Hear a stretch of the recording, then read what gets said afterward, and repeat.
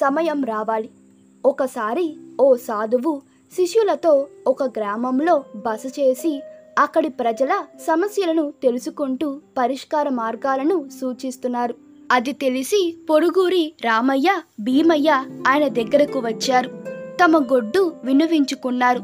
మమ్మల్ని దరిద్రం పట్టి పీడిస్తుంది. మాకు నిధి నిక్షేపాలేమక్కర్లేదు, మడులు మాన్యాలక్కర్లేదు.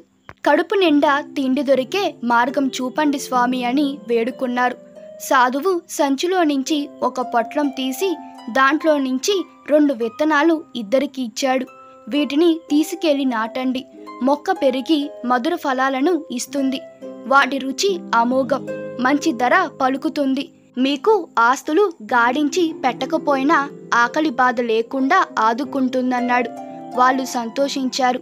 తిరిగి వెళ్ళాక నేల చదును చేసి విత్తనం నాటి నీళ్లు చెల్లారు.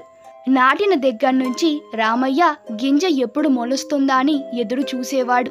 వారమైంది, 10 రోజులైంది, మొలక రాలేదు. తవ్వి చూస్తే విత్తనం అలాగే కనిపించింది.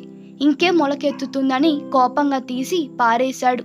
మరో వారం తరువాత భీమయ్య పాతిన గింజ మొలిచింది.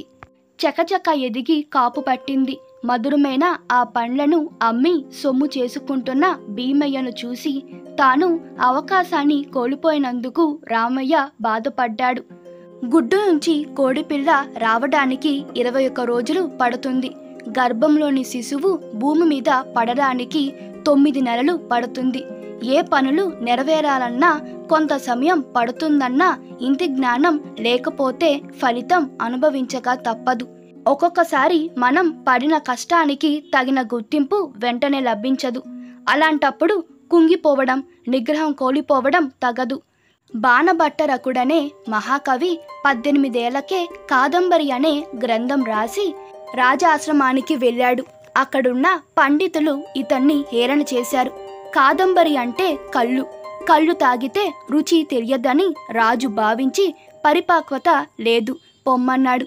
బాధపడిన బాణుడు ఇంటికెళ్ళి కోపంతో కావ్యాన్ని తగలెట్టాడు.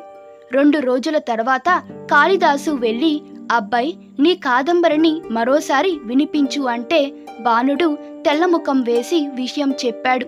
సరేలే నేను చెప్తా రాసుకొని ఏకసంధగ్రహి అయిన కాళిదాసు తాను విన్న కాదంబరిని ఉన్నదున్నట్లుగా అప్పజెప్పాడు. లేకపోతే కాదంబరి మనకు దక్కేది కాదంటూ బహుళ ప్రచారంలో ఉన్న కథ తొందరపాటు చర్యలు ఎంత నష్టం కలిగిస్తాయో చెబుతుంది. మరికొందరంటారు పర్యవసనం గురించి ఆలోచించకుండా తోచిన పని చేసేస్తారు. అవివాహితైన కుంతి దుర్వాసుడిచ్చిన వరాన్ని ముందు చూపు లేకుండా ఆచరణలో పెట్టబట్టే కదా అంత కడుపు కోత అనుభవించింది. ఏ పనికైనా ముందు వెనకాల ఆలోచించి సమయాలు చూసి నిర్ణయాలు తీసుకోవాలి. ఈ కథ మీకు నచ్చినట్లయితే మీ అభిప్రాయాలు కామెంట్ తెలపండి. Please like, share and subscribe to my channel. Thank you.